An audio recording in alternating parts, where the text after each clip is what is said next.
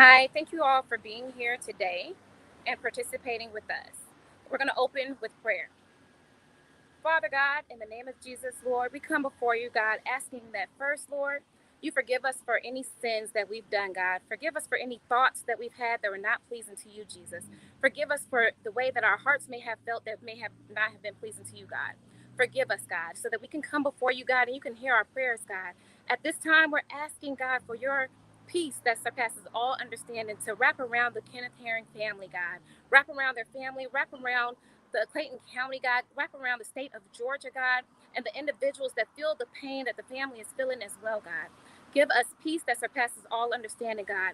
Give us strength, God. Strength to move on and fighting for justice for this family, God. Give us strength to fight for justice for all that are being persecuted, God, in different ways, God. Give us strength, God. Give us direction, God, to fight in the way that you would want us to fight, God. Have your way, God. Look down upon us, God, and help us to move in the directions you want us to move. In Jesus' name, amen. And now we're going to have our welcome by TQ. Good afternoon. My name is Taquaria Barrett, and I am joined here with the NAACP Clayton County branch, youth leaders, members, and supporters of the community, as well as the Herring family. A Black man was lynched yesterday in our very own backyards. His name was Kenneth Herring, 62-year-old, Black, unarmed man who was in the middle of a medical emergency when he was chased down, shot, and murdered by 21-year-old Hannah Payne. This is not the first headline of an innocent, unarmed Black man being murdered due to racial violence, as it serves as a constant reminder of the years of racial hatred and violence in our communities. Today's forum will cover Mr. Herring's case and how we are still demanding justice just 3 years later. We have our moderator, former candidate for Atlanta City Council, District 9, and son of civil rights leader, the great and late Ralph David Abernathy. We have Mr. Kwame Abernathy. And we will also be joined by our panel of young leaders to discuss accountability, transparency, and the state of young minorities as this case continues. I now pass it over to Attorney Joe Griggs. Good afternoon, and we are here for a momentous event to bring light to the injustice that has happened in Clayton County back in May of 2019 when Mr. Kenneth Herring was in the middle of a medical emergency and was trying to get medical treatment as he was blocked in and ultimately gunned down by a young citizen by the name of Hannah Payne. The reason why we are coming is 3 years have passed and there has been no justice. Ms. Payne has been out on bond while this case has languished in the Clayton County judicial system, and it's time to bring awareness and support to Mr. Herring and his family. And so today we're going to discuss with young people the next steps forward to making sure that Mr. Herring's name is continued to be lifted up and elevated as we push toward justice. So we join the Clayton County NAACP and the family of Kenneth Herring in declaring justice for Mr. Herring and declaring that the criminal justice system should move swiftly and affectionately and effectively towards justice. So the reason why we're here is to bring more information, but also to make the public aware of what's happening in our city, in our town, and in our state. And so now we say justice for Kenneth Herring, justice for Kenneth Herring, justice for Kenneth Herring.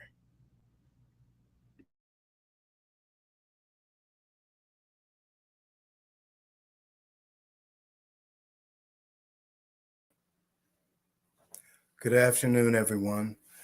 I wanted to introduce our panelists and thank them, first of all, for their time.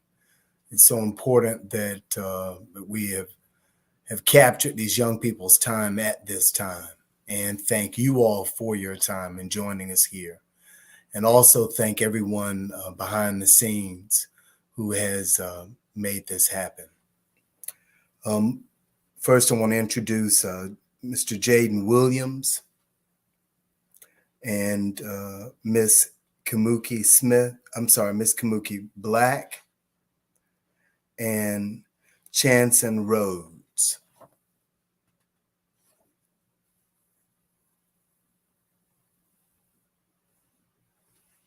Perfect. So everyone's online. Again, thank you all for being here. And in the spirit of our ancestors, once again, our protest movements will be led by young people. So we are so proud to invest in you all. And I'm blessed to see your faces today. First of all, I wanted to ask you all, how do you all think that we should best energize the youth and the youth community to organize around the Kenneth Herring case? Mr. Williams, first. Thank you so much, Mr. Abernathy, for that question. I believe we can energize our youth in regards to organizing around this case because this could happen to anyone, especially in Clayton County. Me being from Clayton County, I attended Moneyston Middle School. Uh, I experienced it firsthand, the racial injustices that are around the county, let alone just in the streets. So we have to reach them where they are. We have to connect them to the situation and show them that these are real world situations and it can happen to anyone.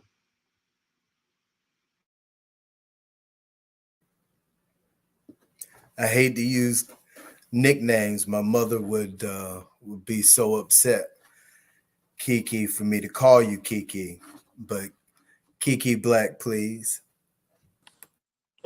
Thank you. I think one way that we could energize the youth to participate and to come together to discuss and take action on the Kenneth Herring case is to try and connect with them personally, because there are a lot of Black young men who participate in things that may what's the word?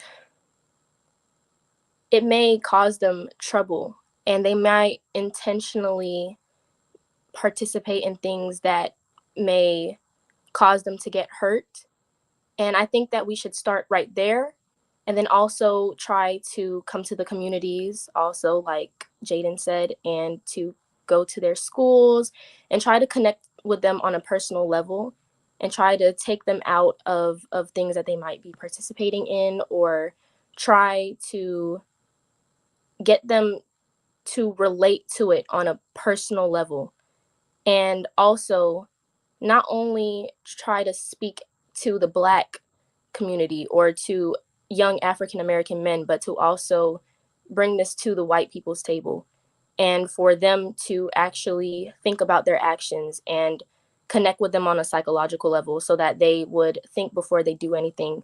Because a lot of white people might, or anybody in general might, sympathize with the young lady's case who shot this innocent young man, and actually find it to not be so criminal.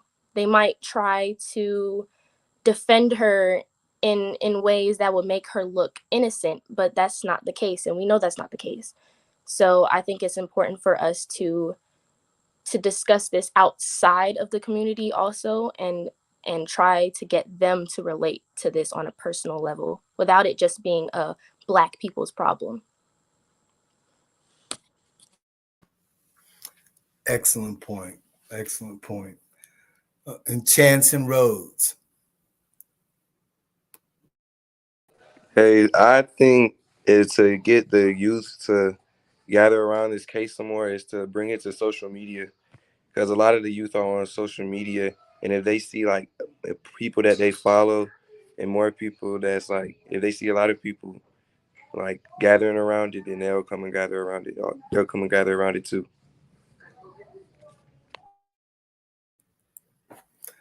Also an excellent point. I tell you, we have a table full of geniuses today. This is awesome.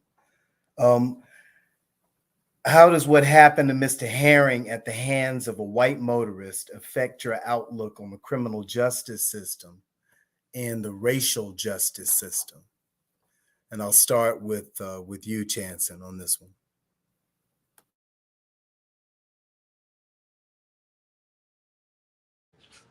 Okay, so you said how does it affect my outlook on the criminal justice system and and racial justice?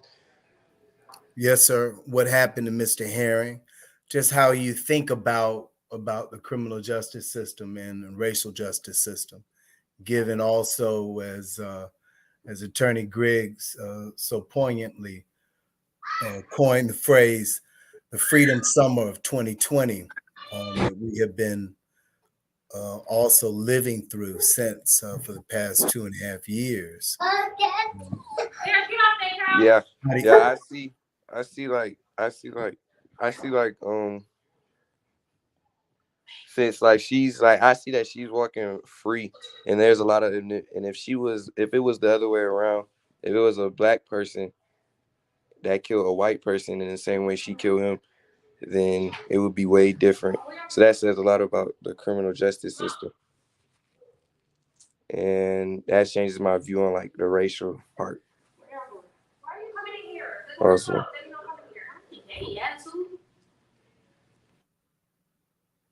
And Kiki, you have any thoughts on this? I do think I agree with Chanson. If the roles were reversed and it was a black individual who killed an innocent white woman or man, then it would be a lot different, and the outcome would be a way more. They would be looked at as way more incriminating than the white woman who killed this black man. And I think I can't help but think that the criminal justice system, or rather the whites leading and responsible for the justice of these criminals, that they send them out on bond, like in this case, or they send them to jail for a minimum amount of years, thinking that they've satisfied the community in a way, and then in hopes they later on hope that we might forget, we may that they would elongate the process, or they think that the time that passes, if they allow time to pass for longer than it should, that we might forget and we might just let it go. But that's not the case, especially with us coming here today. 3 years has passed and there still hasn't been any real justice served for this innocent man. So I think that it's unfair, and that the justice system, or the people involved in these cases, they don't really intend to serve justice. They just want to get it over with like it's a task and move on to the next. But these are real individuals, real citizens, and the government and the justice system is to serve the citizens and to protect us. But instead, we feel like people are getting away with killing us. So I think that it is unfair and the justice system is a little corrupted.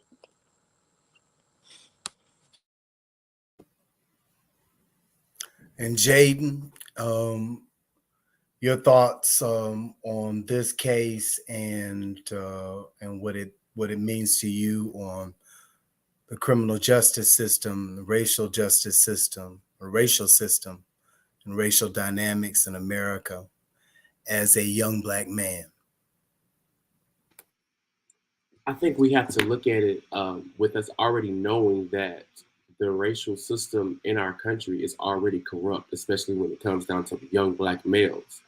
Um, but this is like going back to the case on my outlook of the criminal justice system as well as the racial justice system. Was this a murder or was this self-defense? Now during her trial, which I watched a little bit of it, her and her attorney accused her of doing self-defense and this being a citizen's arrest. But how does that correlate with what she stated on the call? It's bad with our criminal justice system when we have evidence, but they still try to take the evidence and flip it to go to one specific side. Because we heard on the call, it went complete silent. And then she said back on the call to the operator, he just took my gun and shot himself. That didn't seem any way like justifiable, in my opinion. It didn't seem justifiable at all. So the fact that we even have to asks the question, what's our outlook on the criminal justice system and the racial justice system, it shows that both are corrupt, and they can't correlate to even decide whether us as black men or even us as black women can connect with it.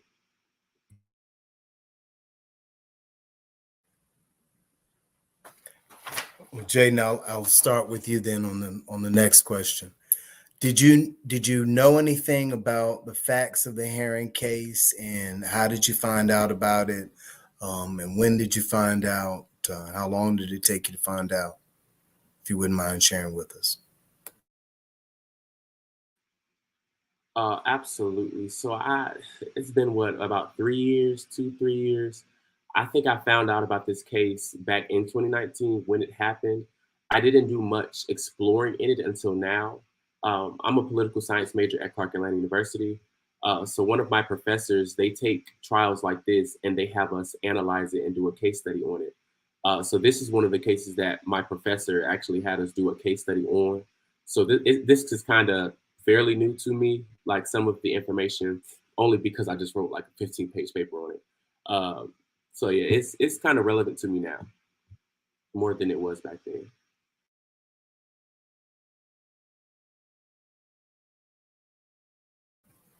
Kiki, how Um, did you how did you find out about it? I'm sorry. I seen it on social media, not too long ago actually, and I seen the name. I didn't really look into it as much because there are a lot of cases that I've seen since then and beforehand. Um, I looked into it recently. I discussed it with a friend, and of course, we both think that justice was not served. Um, I read the news article about it. Um, the evidence or whatever their argument is definitely does not justify what she did. I saw the video. I saw little parts of the trial, and I heard one of the statements that they made was that the type of person she is and the things that she's done for the community. They're trying to portray her in a nice and good light so that they would so that it wouldn't make her look as incriminating, and that she is a type of person that could have never done this intentionally to murder a black innocent man. And I just don't think that that's definitely not enough. And the fact that they're reaching that far, that because that is a reach, the fact that they're reaching that far, it already lets you know that this isn't that the evidence isn't it's just not justifiable. It's not.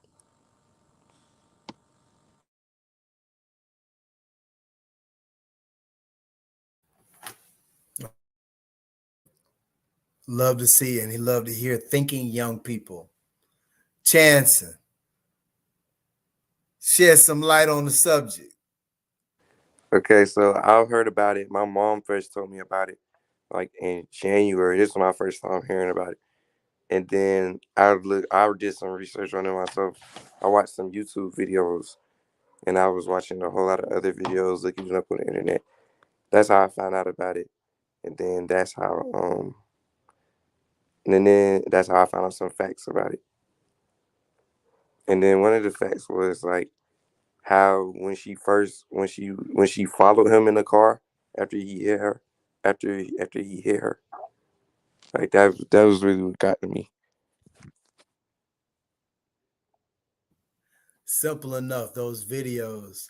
So you all should share those and make sure that everybody that you know gets to see those videos, because it's so simple. It's simple, important information, and given to us in a quick format. And of course, a video is worth 1,000 pictures.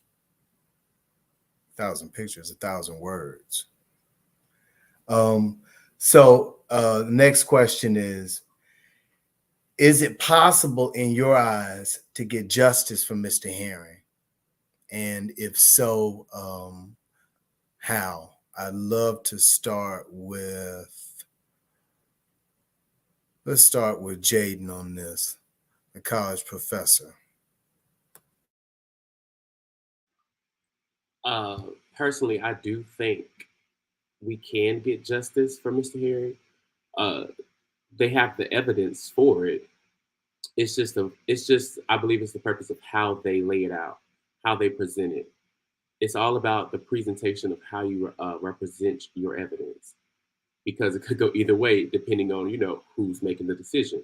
So just by how they just on depending on how they lay out their evidence, they can get justice for Mr. Herring.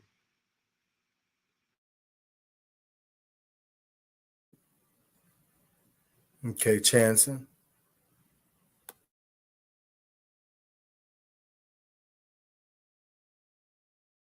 I believe it is possible to get justice for him if we just like, because she is we should have been got justice a long time ago. But I feel like it's still possible to get justice if our system can just get this under control. Well, how should that happen, Chanson? I don't want to put you on the spot, but we want to hear what you believe in your opinion. I believe if they come out with the truth, if they believe also that she is wrong, because if they just start to understand, if they stop acting like how they act, then we could get justice. And Ms. Black? I believe that one, this is a democracy. We live in a democracy country, right? So that means we, the people, we're the foundation of this country, and we do have power in our government. So I think we should utilize that power and use it. So we can use our rights that the Constitution has given us, and we can sign petitions, we could perform protests, all the things that we're given a right to do.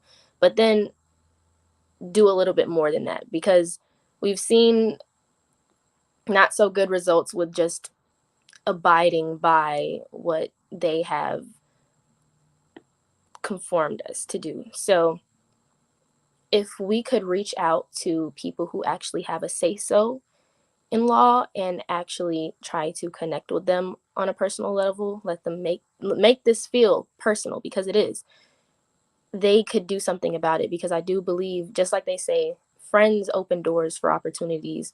It is the people that you meet that present these opportunities to you so that you could walk through that door. So I think that if we could talk to a higher power, or we could at least connect with them or spread the word, get this out on social media, get influencers and people who actually have a say so in the justice system to make their own opinions and involve them into it, then I think that the justice system will look our direction and actually think to do something about it.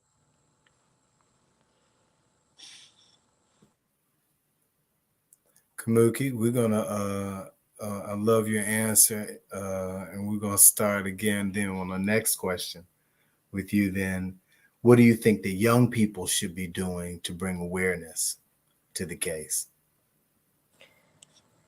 Whew. I think that the young people should, just like Chanson said earlier, to take this to social media and to actually try to be the best person that they can be before anything, and to show these opposers and the opponents that we're not this type of person that they've stereotyped us to be, and that they've painted a picture before even knowing us. So I think it's one, to be the good person that we're supposed to be, and then two, try to spread the word as much as we can, and to actively participate in things like this, and to actively participate in fighting for justice for all the cases like this one. Chanson. I agree with Kamuki. The youth should do things like we're doing now and get out there more and post on their social media. Because really, social media is where like everything's at. That's how it gets out to the world. That's how it spreads out. And a lot of people could notice that and could see what's going on in their community and everywhere. Jaden. I think social media is a good strategy, but I think they're used to us using social media. So we have to get the youth to mobilize. But not only when you mobilize, you have to strategize. So if the youth cannot come together and strategize in order to mobilize and change the diaspora and the dynamics in that county, then nothing will change. So if we can't get them to mobilize without using social media, then it's nothing that the point won't change. We have to mobilize them in order to change.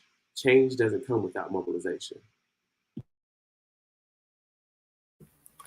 I tell you, our future is safe. Our future is safe and bright. I love to hear it. Next question. Honestly, this is about emotions. So, let's be real and open and honest and truthful here. Are you afraid that what happened to Mr. Herring or Ahmaud Arbery could happen to you or any of your family members? We'll start with you, Kamuki. I definitely am. Especially since I think that my dad is a very responsible citizen, but I do know his emotions and I do know how he can get. So I do believe that for example, in a popular circumstance where a police officer pulls over an innocent Black man and uses any excuse to pull out his gun and point it at the individual, the citizen, nobody in that situation is thinking rationally. You're thinking that this officer has done an irrational behavior. So you're going to immediately have a reflex response. It's not something that you just sit and think about. Oh, what should I do in this situation? Somebody is pointing a weapon that could kill me in 1 second. What should I do in this situation? And I think that they don't sympathize with that, with the individual, with the victim. They don't sympathize with the fact that you have to think very quickly and you have to have a certain level of self-control, which is not very realistic in situations like that, especially since everybody grows at different levels. I don't think it's fair and justifiable to shoot somebody because you thought something was going to happen. At least, use your other tools instead of a gun, at least. But to answer your question, yes, I'm scared because in situations like those, it's not there are plenty moments where someone gets killed not because of a timely decision that they've made or an intentional logical decision that they made. It's always moments where things happen too fast, too quickly, or someone's not trained correctly, or it's out of a reflex that something has happened, or a very popular reason is because of race. So I'm scared that if my family member, if my brother or my father was put in a situation where they had to think very quickly, that they might just make the wrong decision and the officer just might make the wrong decision and they might be the next person in the casket. So yes, I am afraid, and I think that the justice system should think about that deeply. Fear with young people. Chanson, your thoughts? Do you feel, are you afraid that this that this could have happened or could happen to you or someone in your family? Yes, I am afraid because it's happened to people that look like me, and I got like little. I have 8 brothers that look like me too, and it can happen to them. I'm scared it might happen to them.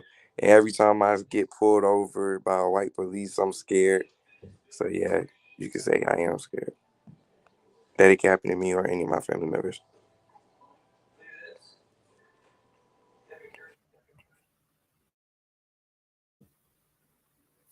It's a powerful statement. People that look like me. Jaden, your thoughts, please.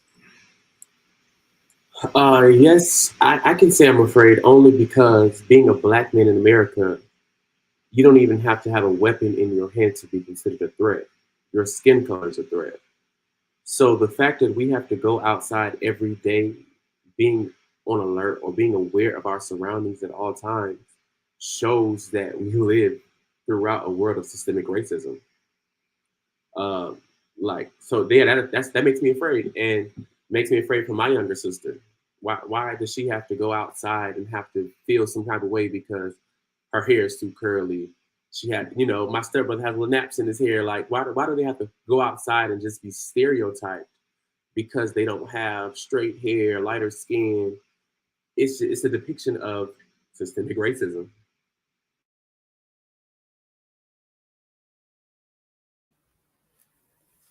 How do you all think that we can use different platforms to engage? I know I sound young when I keep saying young people. So how do you all think we can use different platforms to engage the youth? I still sound old. But Chanson, we're going to start with you on that.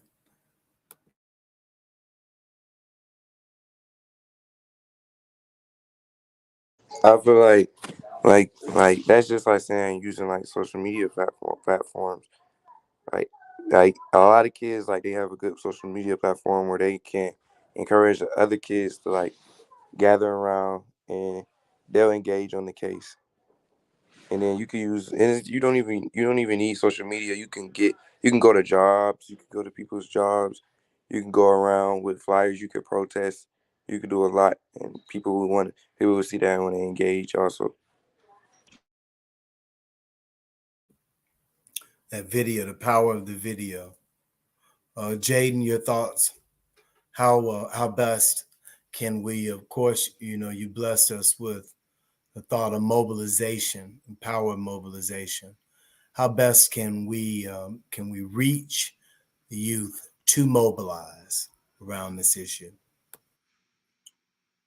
Alongside social media is word of mouth. Tell a friend that tells a friend.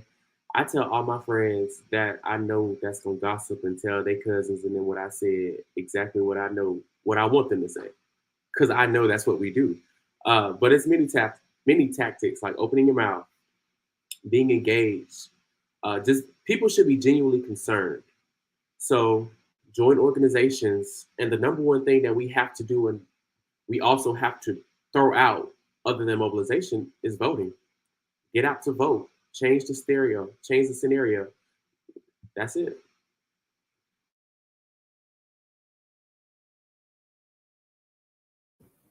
Well, since you said that, I can get on my soapbox, and I'm gonna watch the clock when I do this. Voting pops up again here in this situation because at some point in time, when a jury is picked, that jury pool will be chosen based on people who are registered voters. So you got to remind people again, voting is so powerful and so important to exercise your right as a citizen here in this country. We pay taxes. You need to vote. You need to learn how to read. Need to learn how to write, and of course, exercise your right to voting. But back off my soapbox. How are the older adults missing out on connecting with young people on issues of racial justice. I had a friend of mine explain to me that she grew up in the civil rights movement. She was having problems connecting with her daughter, who was in an all-white high school, and explaining to and trying to make sure that she had prepared her daughter for all of the barbs and arrows that she'd have to deal with on her journey without sounding like the quote unquote racists that she was trying to warn her daughter about. And her daughter reminded her, she said, well, Mommy, you sound like the people that you're telling me that I need to be afraid of. So as a parent, I ask you, how can we teach and prepare young people about racial injustice and these issues in our communities? I'll start with you, Kamuki. I think a way that adults could connect with younger people that they probably don't do is, one, to remind them that you were a kid once too. And a lot of kids, when they hear their elders speak to them and try to teach them lessons, it goes through one ear and comes out the other because they've been hearing it all their life. They just think that this is a routine speech that I've been hearing all my life. And it kind of comes off cliche.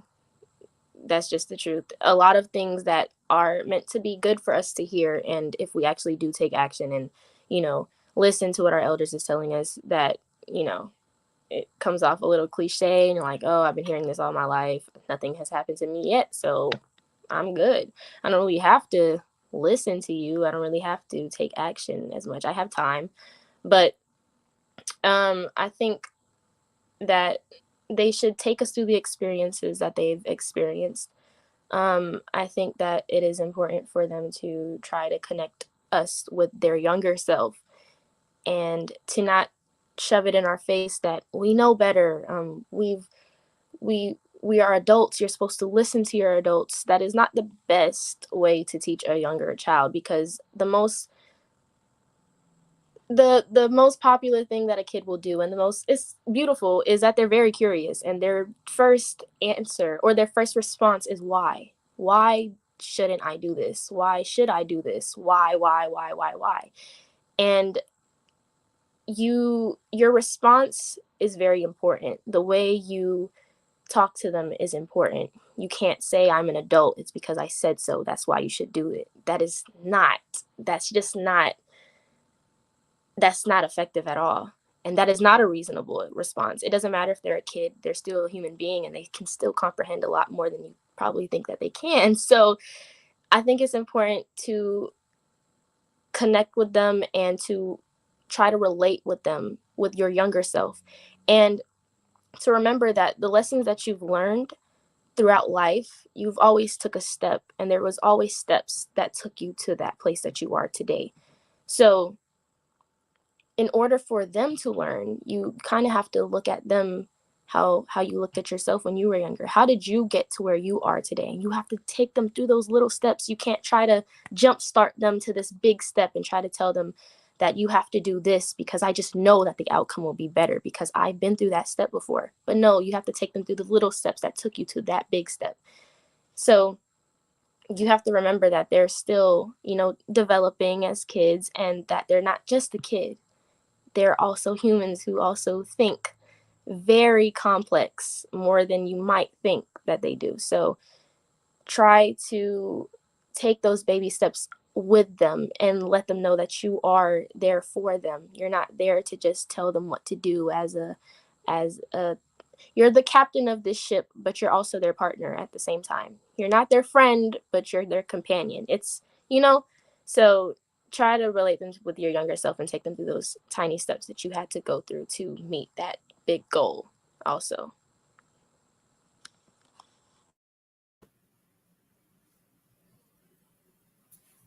I'm impressed. Chanson, how else? Please, please teach us. Okay, so the older adults to help help children or the youth come together about this. They can like my mom did, like she brought it to my attention.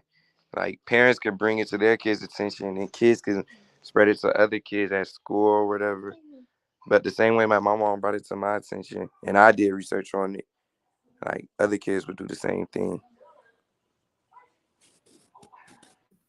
So the onus is back on adults and back on us to teach you all our history and to share with you all about this case.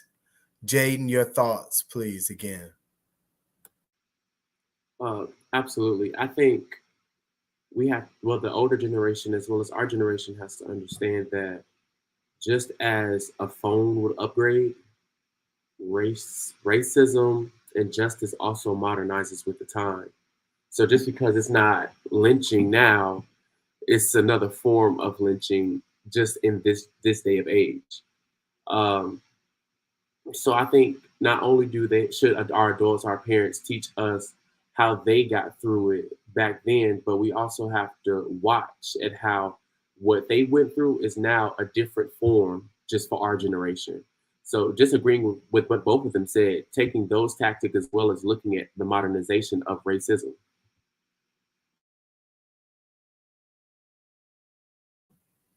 Well, I have to ask. I'm going to tell you all. I'm going to put the onus back on you all, on you young people. Ask your parents and ask your grandparents about these situations and what they did. Ask them about the first time that they were called the N word, and how they responded, and so on and so forth, so that you all can begin that conversation to get it started. The next question is, how do you all, in your opinion, how do you think we can move the needle on racial justice in you all's lifetime, I guess in the next 10 to 20 years? Chanson, we're going to start with you on this one.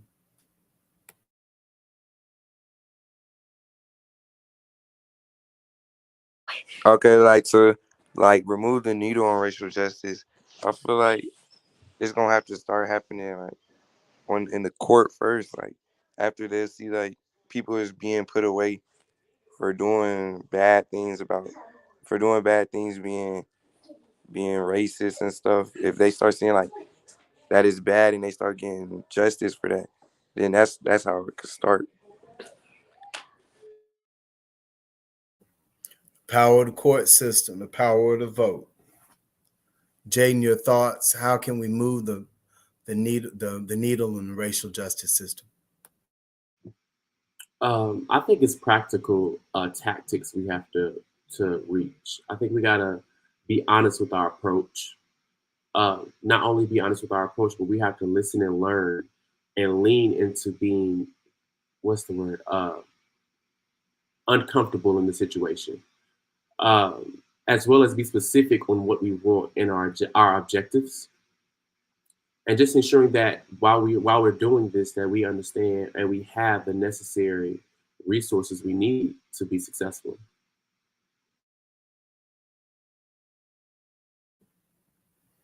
Kamuki, your thoughts on how can we best move the needle in racial justice in the United States and in the world? I think that it starts with education. It starts in the house and then it starts with the educational system. I think that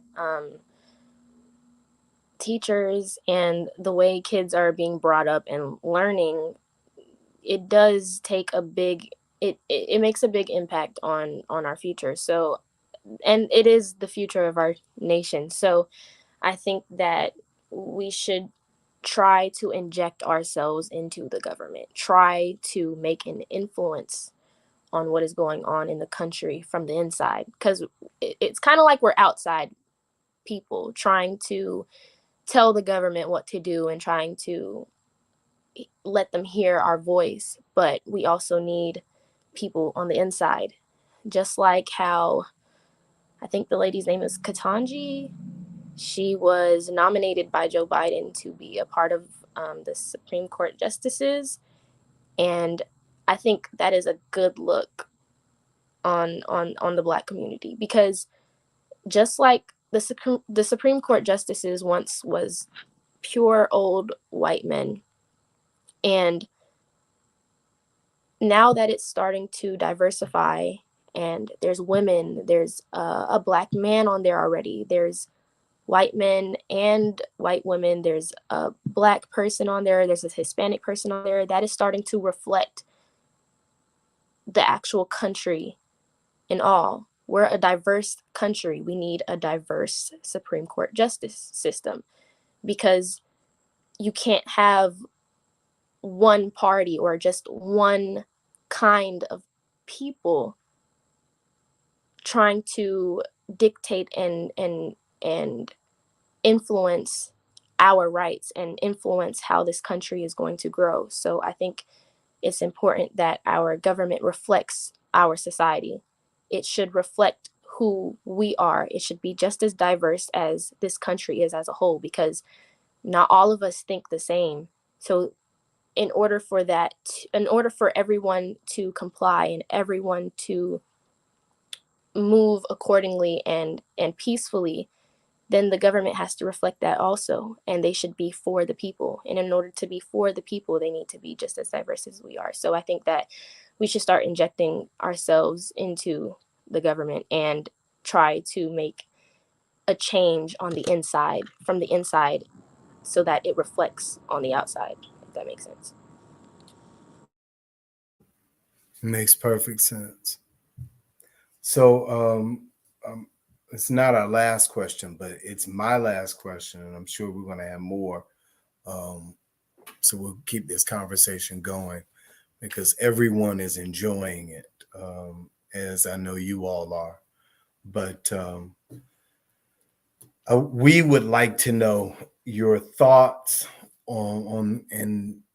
your thoughts on the future of race relations in the United States, and I have to say the world, because I always say that it's the biggest lie ever told around the world, was that race mattered and that something was wrong with Black.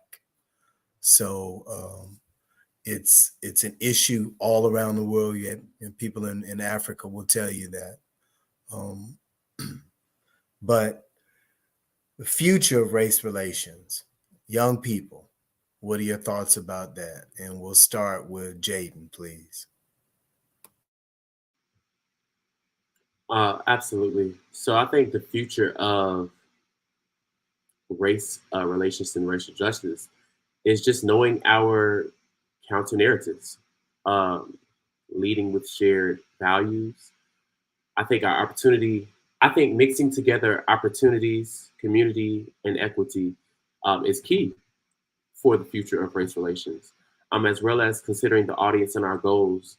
If our goals don't reach our audience, then our goals won't be implemented.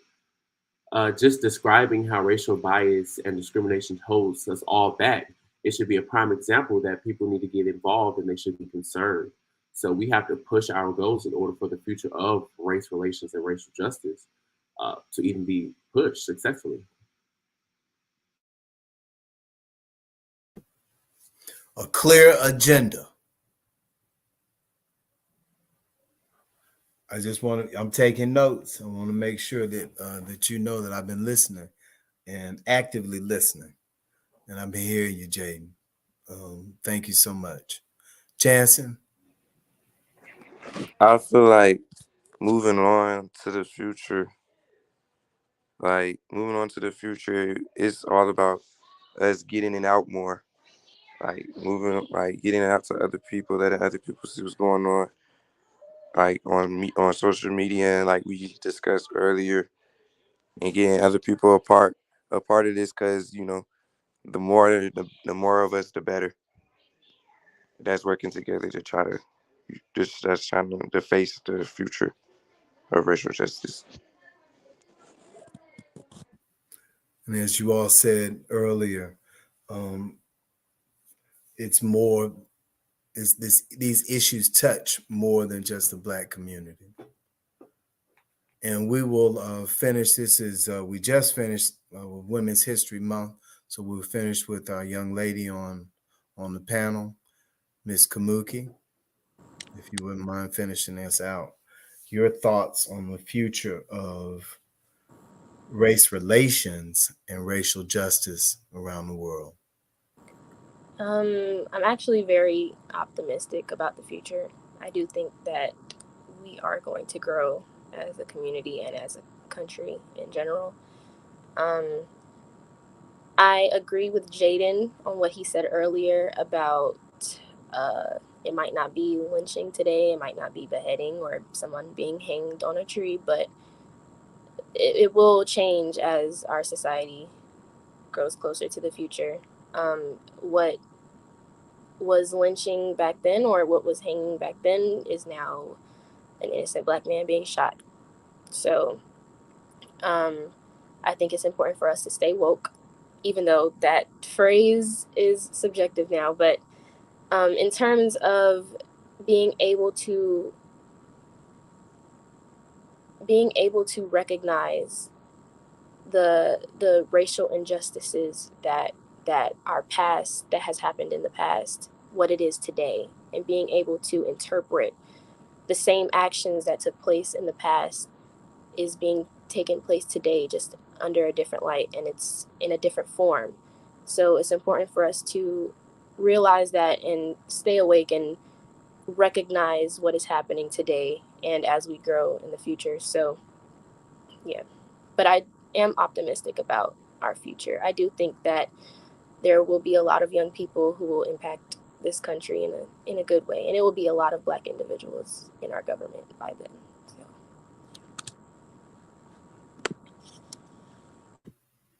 I have to say, I'm so impressed by you all, and our future. I know is secure. I want to encourage you all to be leaders, and I know you all are. You can see it; it's all over you. The aura is all over you. But we want to continue to encourage you all to be leaders. People are watching. Young people and the youth around you are watching, and they will follow.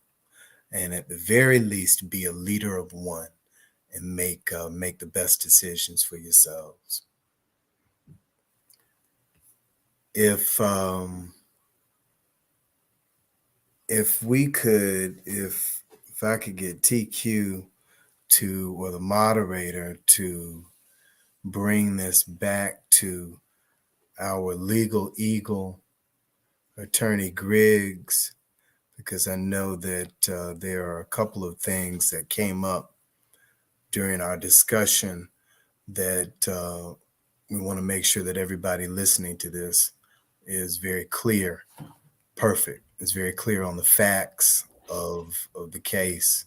It's so important that that, as my mentor used to say, facts lead everything, Kwame. Facts lead everything. So you want to share and make sure that we're sharing the right information with everyone. So, okay. Attorney Griggs, I know there are a couple of things that you wanted to clarify. I'll give you the floor. Yes, and again, thank you to the young people for their leadership. Our future truly is bright. Just listening to them talk about the things that need to happen in this case and need to happen globally are just phenomenal. I don't think I was that in tune with what was happening at their ages. So just so proud of them. We have to remember that this case is still in process. So it has not had a trial yet. What many people saw was the preliminary hearing where they found probable cause to bind the case over to Clayton County Superior Court. So it's currently pending in the Superior Court. There's supposed to be a motion for immunity that's supposed to have been filed back in January. We're in April now, and that still has not been filed. So there's still an opportunity to affect change in this case by signing the petition. It's almost over 25,000 signatures for justice for Kenneth Herring, and to also get in touch with the DA in this case, Tasha Mosley, who is the district attorney over this case, and kind of let her know that we're watching this case and that we want to see a fair process. But we also want to see justice for Mr. Herring. So what we're asking for now and taking the cues from the young people is for people to use their social platforms under numerous hashtags, hashtag justice for Kenneth Herring and hashtag Kenneth Herring, to raise awareness on all social platforms, many of the ideas the young people have had. You know, social media is the way we get the information out, because many times in news, you only have, 2 to 3 minutes to kind of talk about and glean what's happening. But this is our community. Clayton County is our community, and we have to make sure we hold accountable the elected officials. And even though there's an aura of white supremacy all over the criminal justice system, in this particular case, all of the high-level decision makers are African American. So it should be a lot easier to get them to recognize the injustice in this situation. But if not, they need to understand that they are beholden to the same political structure as anyone else, the same voting structure. And I think that's why it was important for Kwame to talk about the importance of voting in this case. Every registered voter in Clayton County will have an opportunity to sit on this jury and determine what is appropriate and what's not appropriate in Clayton County in that jurisdiction. So that's why it's important to participate in our representative democracy, to participate in the elections that will happen in May and that will also happen in November, because this is our government playing out in real time. And as Kiki said, we have to be more involved in our government. So the next steps, make sure you share this particular streamed program on all social media. We're streaming live on Facebook as well as on YouTube, so we can keep the momentum going. Please sign the petition. The petition is on change.org. Just type in Kenneth Herring. It's the first petition that comes up. Again, it's almost 25,000 signatures. We need to get it over that mark. And support this family. Talk about it. As Jaden said, word of mouth still is very powerful. We can use social media all day long, but word of mouth travels so much further because people are now keyed in to go to social media, to search and to post and to have a real conversation.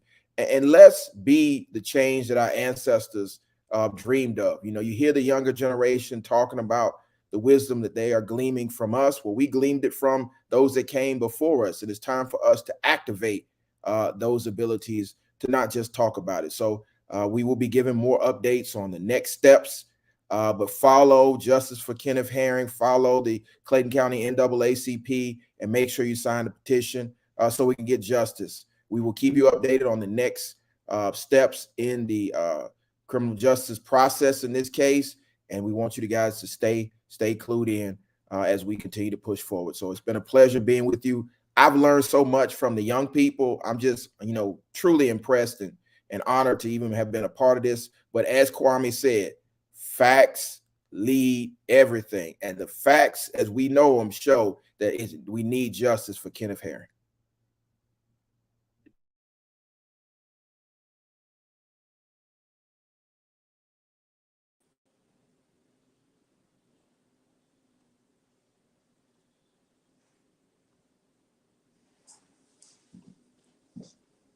Are you ready for me? Hello? Yes, you're on, Madam President. Oh, okay. Thank you. I'm really trying to get used to all this technology. And as you guys mentioned, we're learning from the young people a whole lot of things, including technology, because I am at a loss, but I've learned quite a bit. I only want to say one thing, because everybody knows I can go on and on. That one thing is, the young people, you truly make me feel safe. I am impressed, just like the rest of us, with the way you presented yourself, your knowledge, but more than anything, I'm impressed by your empathy. It's so necessary. You care, and that's important. And I thank you so very much. That's all.